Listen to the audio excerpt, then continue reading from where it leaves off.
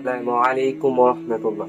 নামাজের ভিতরে সূরা ফাতিহার শেষে সশব্দে অর্থাৎ জোরে আমিন বলা হাদিস নিয়ে আলোচনা করব। ইমিনি, তুমি কি শুনতে পাচ্ছ? আমি শুনতে পাচ্ছি। আমরা অনেকে সূরা ফাতিহার শেষে আমিন জোরে শব্দ বলি এবং অনেকে দেখি আস্তে বলি। অনেকে ফের বলে যে জোরে আমিন বলার কোনো হাদিস নেই। জোরে আমিন বলার কি কোনো হাদিস আছে আসলেও? জি, জোরে আমিন বলার সমর্থনে অনেকগুলো সহিহ হাদিস রয়েছে। এর মধ্যে কিছু হাদিস হলো ওয়াইল ইবনে হুজর রাহ থেকে বর্ণিত, রাসূলুল্লাহ সাল্লাল্লাহু আলাইহি ওয়াসাল্লাম যখন সূরা ফাতিহা শেষ করতেন তখন উচ্চস্বরে আমিন বলতেন। আবু দাউদ 932। এছাড়াও আরো কিছু হাদিস রয়েছে যেগুলো থেকে জোরে আমিন বলার প্রমাণ পাওয়া যায়। আপনি কি সেই হাদিসগুলো সম্পর্কে জানতে চান? আচ্ছা, তোমাকে জোরে আমিন বলার হাদিসটি আমি শুনাই। এটা হচ্ছে আবু দাউদ হাদিস নাম্বার 932। তিরমিজিতেও আছে এই হাদিসটি। তিরমিজি তার নিজের গ্রন্থে এনে এই হাদিসটিকে হাসান সনদ বলেছেন। এই হাদিসের সনদ হাসান। ইমাম দারিকুতনি এই হাদিস নিয়ে এসে বলছে হাদিসটি সহিহ। ইমাম আবু দাউদ এই হাদিসটি নিয়ে এসে এই হাদিসটিকে সহিহ বলেছেন।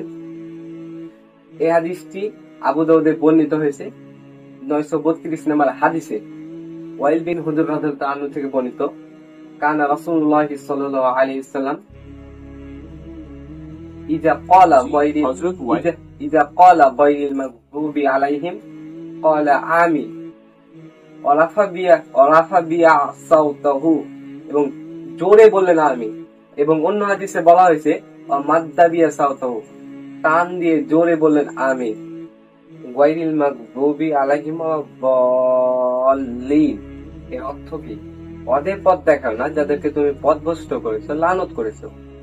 আর কুরআনুল কারিমে অসংখ্য জায়গায় আল্লাহ তাআলা ইহুদিদের পথভ্রষ্ট করেছে এবং ইহুদিদের উপর লানত করেছে। জি, সূরা ফাতিহার গায়রিল মাগদুবি আলাইহিম ওয়ালাদ-দাল্লিন এর অর্থ হলো তাদের পথ নয় যাদের প্রতি তোমার গজব নাজিল হয়েছে এবং যারা পথভ্রষ্ট হয়েছে। কুরআনুল কারিমের বিভিন্ন স্থানে ইহুদিদের পথভ্রষ্ট ও অভিশপ্ত বলা হয়েছে। ইহুদিদের কথা বোঝানো হয়েছে। আপনি কি এ বিষয়ে আরো জানতে চান? আচ্ছা, হাদিস সম্ভার হাদিস নাম্বার 771, ইবনে মাজাহ হাদিস নাম্বার 856, সহিহ তারগিব হাদিস নাম্বার 515। এই হাদিসটি আমাকে শোনাও তো। সহিহ আত-তারগিব ওয়া তারগিবের 515 নম্বর হাদিসে হযরত আয়েশা রাহ থেকে বর্ণিত, রাসূলুল্লাহ সাল্লাল্লাহু আলাইহি ওয়াসাল্লাম বলেছেন, ইহুদিরা মুসলমানদের সালাম ও আমিন বলার উপর যতটা হিংসা করে অন্য কিছুর উপর ততটা করে না। সুনানে ইবনে মাজাহ 856। যায় জোরে আমিন বলা সুন্নাত এবং এর উপর আমল করা উচিত। আচ্ছা, আমরা এই দুইটা হাদিস থেকে যে জিনিসটা বুঝতে পারলাম যে গায়রিল মাগদুবি আলাইহিম ওয়াদ-দাল্লিন, ওদের পথ দেখাও না যাদেরকে তুমি গজব নাজিল করেছো, যাদের পথভ্রষ্ট করেছো, ওদের পথ দেখাও না। পথভ্রষ্ট আল্লাহ কুরআনুল কারিমে একাধিক জায়গায় বলেছে যে ইহুদিরা পথভ্রষ্ট, তাদের উপর আল্লাহ গজব লানত। আর সহিহ তারগিব 515 নম্বর হাদিস, ইবনে মাজাহ 856 নম্বর হাদিস, এই হাদিসগুলোতে স্পষ্ট ভাবে বোঝা যাচ্ছে যে ইহুদিরা দুইটা জিনিসের উপর, মুসলিমদের দুইটা জিনিসের উপর সবচেয়ে বেশি হিংসা করত, বিরুদ্ধাচরণ করতেন। একটা হচ্ছে সালাম দেওয়া, দুই নম্বর হচ্ছে আমিন বলা। তো আমাদের মধ্যে অনেক ব্যক্তি আছে যারা আমিন শব্দটি শুনলে তাদের ভিতরে জ্বালা সৃষ্টি হয়, তারা আমিন বলা সহ্য করতে পারে না এবং আমিন বলতে নিষেধ করে সবাইকে।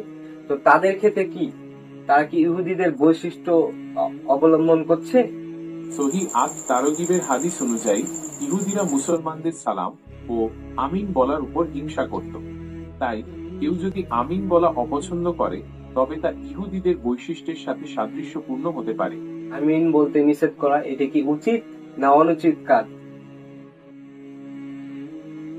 জি, জোরে আমিন বলা নিয়ে বাড়াবাড়ি করা উচিত নয়। এই ছিল আমাদের আমিন বলার প্রসঙ্গে কিছু ভিডিও। কারণ এই ইখতিলাফি মাসালার উপর অনেকের রাগান্বিত হয়, ক্ষিপ্ত হয়। আমিন বললে কেউ কোনো ব্যক্তি রেগে যাওয়া, এটা তো ইহুদি খ্রিস্টানদের বৈশিষ্ট্য। তার আমিন বলা সহ্য করতে পারে না।